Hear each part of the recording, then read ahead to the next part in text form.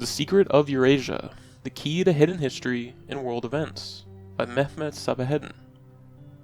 Quote, "Beneath the broad tide of human history there flow the stealthy undercurrents of the secret societies, which frequently determine in the depths the changes that take place upon the surface." End quote. A.E. Waite. Have secret societies and occult brotherhoods been active behind the scenes of world events for thousands of years? Do these guardians of secret wisdom shape the growth of human consciousness and influence the destiny of nations? Are hidden masters of occult knowledge empowering and infiltrating certain political, cultural, spiritual, and economic movements in fulfillment of an ancient plan? Could it be that man's great upheavals, wars, and revolutions, as well as his pioneering discoveries in science, literature, philosophy, and the arts, are the result of a hidden hand? Can we decode history and find the mysterious interface between politics and occultism, thereby uncovering the real movers and shakers in our modern world? The German philosopher Oswald Spengler warned of a mighty contest between groups of men of immense intellect who the simple citizen neither observes nor comprehends. Back in 1930, Ralph Shirley, the editor of the London Occult Review, Britain's leading journal of esoteric sciences, endorsed the suspicion that the ranks of occultism are secretly working for disintegration and revolution. Positive proof in the shape of a group of occultists working this objective in view recently came under the notice of the present writer. Major General Fuller, a former disciple of Aleister Crowley, who had links to the British military intelligence, wrote about an insidious force using magic and gold, striving to gain world domination under an avenging messiah as foretold by Talmud and Kabbalah. Fuller's former chief Crowley worked as a secret agent for both Britain and Germany, although his British handlers noted his unreliability, warning he should only be used in espionage operations with the utmost care. During the First World War, the German Foreign Office secretly requested the occultist Gustav Mehring to write a novel blaming the Freemasons of France and Italy for the outbreak of war. Madame Blavatsky believed the Catholic Society of Jesuits had transferred their headquarters from the continent to England, where they plotted to plunge man into passive ignorance and institute universal despotism. The founder of the Theosophical Society, a woman of immense intellect and first-hand experience of secret societies, warned, quote, "Students of occultism should know that while the Jesuits have by their devices contrived to make the world in general, and Englishmen in particular, think there is no such thing as magic and laugh at black magic, these astute and wily schemers themselves hold magnetic circles and form magnetic chains by the concentration of their collective will, and when they have any special object to affect, or any particular and important person to influence." The French Revolution, one of Europe's most important political upheavals, was largely the work of Masonic lodges dedicated to the overturning of the monarchy and an end of the established Catholic religion. In Proofs of a Conspiracy, John Robison showed that the political clubs and correspondence committees during the Revolution, including the famous Jacobin Club, sprang from these Masonic lodges. The influence on history of mysticism, the occult, and secret societies is generally dismissed by Western academics. Mainstream historians choose to ignore this aspect because they believe it has no real significance to world politics. In fact, it is only through acknowledging the role and influence of the occult underground that important world events can be fully understood and placed in their real historical perspectives. Atlantism versus Eurasianism. Secret societies and the teachers of occult wisdom consistently trace their origin back to the very dawn of civilization. Within Judeo-Christian culture, the secret schools speak of Adam, Seth, Moses, and the patriarchs as initiates of a divine wisdom carefully passed from one generation to the next. Other occult groups look back beyond ancient Egypt and the mystery schools of Greece to the lost continent of Atlantis. Still, others trace their lineage to Sumeria or Babylon and the mysterious plains of Tartary.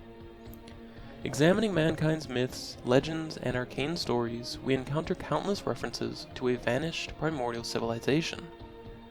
The brilliant French metaphysician René Guénon wrote of a great Hyperborean culture that flourished around the Arctic Circle and of its outposts Shambhala in the east and Atlantis in the west. Plato wrote of Atlantis, describing it as the heart of a great and powerful empire which, due to the indiscriminate mixing of the sons of God with the children of men, suffered violent earthquakes and floods, and disappeared beneath the sea. According to occult tradition, Atlantis came to an end after a lengthy period of chaos and disaster brought about, in the words of Madame Blavatsky, because the Atlantis race became a nation of wicked magicians. Atlantis was destroyed by a conspiracy of evil magicians who had seized control of the mighty continent. Long before the final end of Atlantis, great migrations took place to different centers of the earth. In one legend, we are told of a righteous remnant journeying from the Arctic Circle to Shambhala, in the remote vastness of Central Asia. Other legends suggest Atlantean survivors established the ancient Egyptian civilization. Victoria Lepage, the author of one of the most comprehensive studies of Shambhala, explains how Atlantis and Shambhala are more than mere geographical locations. Quote, "In folklore, Atlantis and Shambhala are implicitly linked together as charismatic images of heart's desire, two shining mirages that lie on the farthest horizon of human longing, unattainable, always receding as we reach for them, at best no more than ideal states of consciousness never realized. But their association seems to have a far more real and historically concrete basis than that.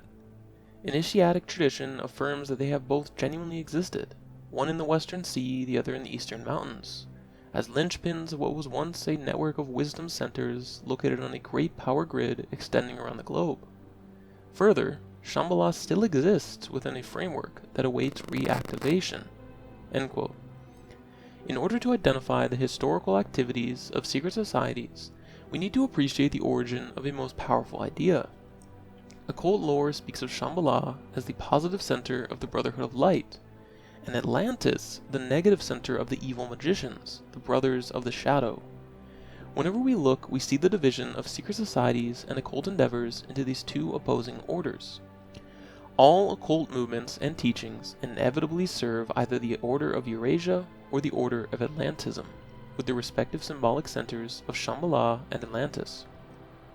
Concealed behind a multitude of different forms represented by an array of unsuspecting agents of influence, these two centers, Shambhala and Atlantis, represent two different impulses in human evolution.